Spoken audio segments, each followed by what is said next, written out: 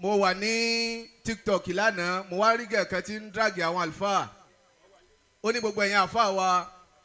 ẹjọ́ sẹ́ mọ́sẹ́ mọ́ ni àbí ẹ̀ rí na torí pé ẹni tó bá wá sọ́dọ̀ yín pé òun fẹ́ wò ó pé ṣé òun àtọkọ òun lè fẹ́ra kí ló fà á tó jẹ́ pé ní tán bá fẹ́ra tán wọ́n máa ń padà jà ìjà máa ń ṣẹlẹ̀ láàrin wọn. wọ́n sì wá bá yín wọ́n wá ṣe báàfù lọ́dọ̀ yín pé sá lè fẹ́ra bẹ́ẹ̀ ni ìràwọ̀ lẹ́ máa ń wò ẹ̀yin wo ìwà ẹni méjì tí bá ń rìn tí bá ń dà fún àwọn méjèèjì tọrọ wọn ń jọra kádàrá wọn papọ̀ ìràwọ̀ wọn papọ̀ ìwà wọn sì papọ̀ bọ́lọ̀ ti ṣe fún ajiwa Idris àti wa ajiwa Muftau. èèyàn lè níràwọ̀ ńgbà míì tí wà wọn ò ní báramu ní máa ń fà á tọ́pọ̀lọpọ̀ márèjì fi máa ń dàrú ìràwọ̀ là máa ń wò àìwò ìwà. ajiwa Muftau ọba tó ní kíràwọ̀ yín báramu tí kádàrá yín ìwà yín náà sì báramu tí àfáà Muftau bá ní àyè tá ń lọ yìí 50,000 lánàá ájì Túndé ò ní yà wọ́n wò ajiwa Muftau àdúrà tèmi ó wá ṣe fún yín tí fi lọ jókòó ẹ wò mí ọlọ́run pè yín ní táyé kẹ́yìn àfáà Aljamali àti Amiru Shabab táyé kẹ́yìn ni wọ́n àwọn ìbejì kan bẹ lọ́sọ̀gbọ̀ wọ́n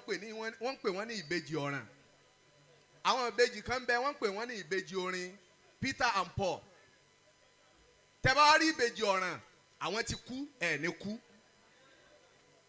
ẹ dákun ẹ̀ sí àmìnà dáadáa fún wọn ìbejì orin wọ́n ti jà wọ́n ti túká ẹ̀ ní túká àwọn ìbejì Aljamali àti Amiru Shabab wọn ò dèèyàn wàláì ọlọ́run bá wa sọ wọ́n dèèyàn ẹ̀gbọ́n Isaac ń bẹ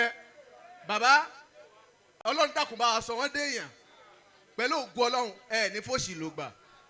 alibarika la ilaha illallah bí ti ń dùn yìí ọlọ́run jọ̀wọ́ má ṣe jẹ́ ó dẹkùn bí ti ń dùn yìí ọlọ́run jọ̀wọ́ má ṣe jẹ́ ó dẹkùn bí ti ń dùn yìí ọlọ́run jọ̀wọ́ má ṣe jẹ́ ó dẹkùn bí ti ń dùn yìí ọlọ́run jọ̀wọ́ má ṣe jẹ́ ó dẹkùn ya Rabbana antal mujibu ajé Amiru Shabab ọlọ́run ní jẹ́ ó bàjẹ́ afọ̀ẹ́ aláṣepẹ́ kò dẹ̀ yẹ kó jẹ́wọ́ mo yá fèrè ẹ dákun bàbá ọmọ ní tó wu àwọn ò ní kí.